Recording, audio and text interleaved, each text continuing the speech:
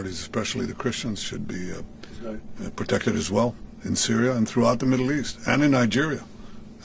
In your efforts, we back completely because Christian communities are beleaguered around the world and especially in the Middle East, but in parts of Africa too. And we stand for the same thing. And don't forget, it was President Erdogan that helped very much get rid of a very bad ruler of Syria. That was President Erdogan. And he never wanted the credit for it, but he really gets a lot of credit. Bibi agrees with that. I agree with it. I mean, I know it. And President Erdogan should get a lot of good credit for what he did. He got rid of some very bad people. And, you know, they've been wanting to do that for 1,000 years with different names, but for 1,000 years in Syria. President Erdogan did it, and we give him a lot of credit. I give him a lot of credit. But I think it's going to work out well between Syria and Israel. Mr. President, Lebanon. Yeah, go ahead, please. The Lebanese government, so what we saw, is not meeting the terms of the ceasefire agreement, has failed to disarm Hezbollah, actually. In your view, should Israel strike the terrorist organization again? Well, we're going to see about that. We'll see about it. The Lebanese government is at a little bit of a disadvantage, if you think of it, with Hezbollah. But Hezbollah has been behaving badly, so we'll see what happens. Mr. President, on China. How close are we to another operation of Israel in Iran? You said before the meeting with Netanyahu that you are in support of Israel if the ballistic missile project will take on, and also the nuclear weapon. But after the meeting, after what you know from the intelligence, how close are we to another war with Iran?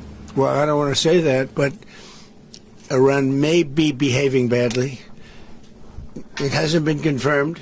But if it's confirmed, look, they know the consequences. You know, consequences will be very powerful, maybe more powerful than the last time. Yeah. And Iran should have made a deal the last time. I gave them the option. I said, you can make a deal. Do it. I told them, do it. And they didn't believe me. Now they believe me. Do you have evidence that Iran is behaving badly, and what do you mean by that? This is just what we hear. But usually, where there's smoke, there's fire. Have you heard the expression? But what do you mean related to the nuclear capability? Well, no, I'm hearing that they're not nuclear yet, but maybe nuclear too. The sites were obliterated, but they're looking at other sites. That's what I've heard. They're looking. So it'll take a long time.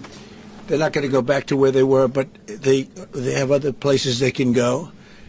And if they're doing that, they're making a big mistake. Yeah, please. There's no reason for them to do it. Mr. President, is the United States currently open to engaging in bilateral discussions with Tehran? We're hearing reports from numerous countries that there may be some discussions. Is that something you would support, or something that is I would. You would support that? I would, yes. Right now. Thank you, sir. I have been, by the way, before the war I would support that. I said to him, baby, I said, let's negotiate. And they didn't believe what was going to happen would happen. Yes, ma'am. On China, so China's been doing naval exercises basically to test encircling Taiwan. Can you explain to us what your knowledge is of that? What do you think about that? Have you had any discussions with China? Well, I have a great relationship with President Xi, and he hasn't told me anything about it. I certainly have seen it, but he hasn't told me anything about it, and I don't believe he's going to be doing it. Does it worry you? No, nothing worries me. But nothing. You said where there's smoke, there's fire, right? So if you're if you're doing naval exercises and air exercises... Well, I've been doing naval exercises for 20 years in that area. Now people take it a little bit differently, but in fact larger than they're doing right now. So we'll see. But they've been doing that for 20, 25 years, yeah. Mr. President, if you don't see Hamas disarm in that short amount of time that you're giving them, can you tell us what the next steps would be? It'll be horrible for them. Horrible. Okay. It's going to be really, really bad for them. And I don't want that to happen. But they made an agreement that they were going to disarm. And you couldn't blame Israel. By the way, we have other countries that will come in and do it. They said, let us do it for you if they don't. Countries that were with them wanted the deal to be made, agreed that they would disarm, and now if they say they're going to disarm, that's fine. If they say they're not going to disarm, those same countries will go and wipe them out. They don't even need Israel. You know, we have many countries, 59 countries that are in agreement. This is a real peace in the Middle East. And Hamas is a small part of it, but it's still a part of it. But we have 59 countries that signed on, big countries, countries that are outside of the Middle East, as you know the Middle East. They want to go in and wipe out Hamas. They don't want Israel. They don't need Israel. They want to do it because it's the right thing to do. Because they were for the deal based on the fact that Hamas pledged, they swore that they were going to disarm. Now, if they're not going to disarm, those same countries will wipe out Hamas. Yeah. President Trump, do you think that the PA should be involved the day after in Gaza Strip, even in the near future? And the same question to Prime Minister Netanyahu. Do you see a real opportunity that the PA will be in Gaza? Go ahead, Mimi. I think President Trump put clearly the conditions of reform that he wants to see in the PA for them to be involved.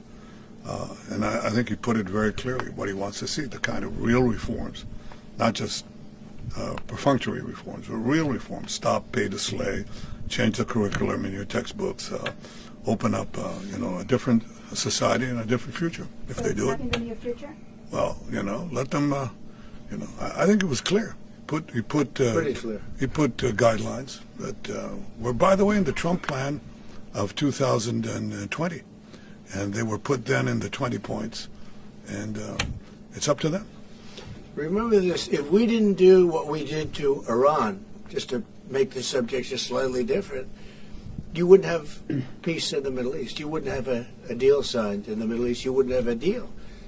Because other Arab nations, which are great people, I know them very well, I know them, they're great people, they wouldn't be able to have agreed to peace in the Middle East because you would have had a dark cloud hanging over everything. It wouldn't have been possible.